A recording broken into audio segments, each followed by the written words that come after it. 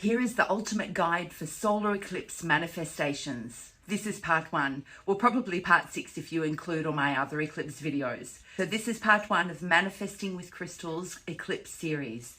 If you haven't seen the previous videos on the eclipse, go to my profile and catch up. Make sure you watch each part of this series because each part has powerful techniques and the last one is what brings it all together with crystals' superpower.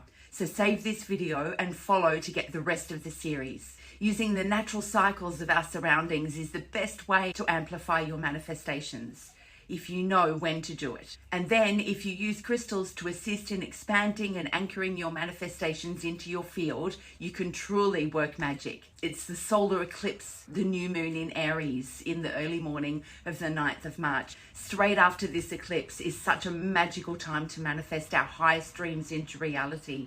So for the past 2 weeks, it's been all about purging, releasing and letting go all that has come up for you, as well as all that you no longer want in your life. So if you go back to my previous videos on the eclipse, this will all be explained.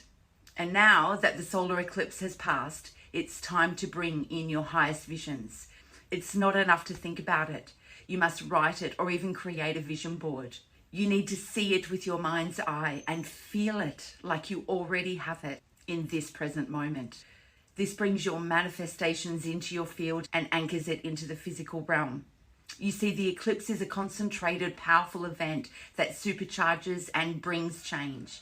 Change if you like it or not. If we are consciously aware, we are able to bring into our field what it is that we do want in our lives. And we are able to absolutely create magic and positive changes. It's up to us to work with these energies so that we're able to make positive, lasting changes. But we must do the work. This is why the releasing phase after the lunar eclipse 2 weeks ago was so important. It removes what was in the way and makes space for what is coming in. We have great opportunities to bring about our highest potential in this supercharged time. And we need to be ready to take a leap of faith because the leaps that we can take at this time are absolutely massive. What are you bringing in? Get on the rocket and propel yourself forward. The opportunity is now. It's a time for rapid personal growth to rise in power as a sovereign being. Go to part 2 where we'll choose our crystals to work with. Part 2, choose your crystals for your manifestations. We'll be making a grid, so get your crystals out, cleanse them. Here are 4 core crystals to use and a crystal for each manifestation you might be doing. So here are the 4 core crystals that you will need for this manifestation ritual. Selenite to bring light into your manifestations. Clear quartz to amplify your manifestations. And if you use a point like this, you can use this to set your grid. Moonstone for stability and new beginnings. And black tourmaline for protection. So now here are additional crystals that you might like to use. To improve your health, use garnet.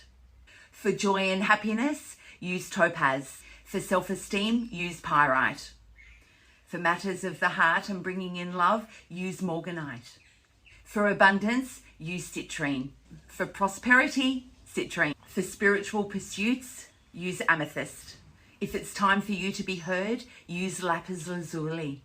To accelerate your business, use cinnabarite. For self-love, it's rose quartz. For a rest and time out, blue lace agate. Activate creativity, carnelian, including babies. To bring order into your life, fluorite. And if you want to cut people out of your life and cut people off from your aura, you can use black kyanite for cutting cords. Have I missed anything? If I have, write it in the comments and I'll suggest a crystal for you. It's a great idea to program them. So to program them after they've been cleansed, you pop them into your right hand, one at a time or all together. It depends on what you're manifesting, and connect to your crystal. Ask the crystal to assist you in your manifestations and to power up your manifestations. Go to part 3. Here is the ultimate guide for the solar eclipse manifestations with crystals. Part 3 of how to manifest during this solar eclipse. This is a powerful manifestation technique for the solar eclipse in Aries. It's a new moon and a very potent time to manifest. And crystals brings it to a whole new superpower level because the new moon is all about planting seeds. It's the best time of the month to be manifesting and putting out there what you'd like in your life. Go for it and don't hold back. manifest your wildest dreams. So in order to prepare for your new moon ritual, there are a few steps that you need to make sure that you do to get the most out of your manifestations and to make them extra powerful. Think about your vision and what it is that you'd like to manifest while you cleanse your space. In order to do this, you'll need some incense or burn some white sage, or you can use our deep cleanse essence spray.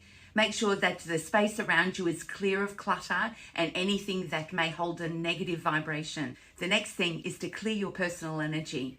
Me personally, I like to go for a swim in the ocean. I use the sun to consciously fill my aura with the golden light of the source. But if you can't get to the ocean, a quick shower or a bath with sea salt will work just as well. If you don't have time for all of this, then you can just visualize white light surrounding you and pour white light through your energy field. It's quick and effective. So now that you're feeling gorgeous and filled with love and light and you have cleared all the negativity away, it's now time to write your list and your vision of what it is that you would like to manifest during this powerful time. If you get nothing else from this, you must get the next point that I'm about to make. Every single word and intention must be expressed in the present moment. So as you're writing your list, you might think, I want new friendships in my life. You need to make this in the present moment so you already have it.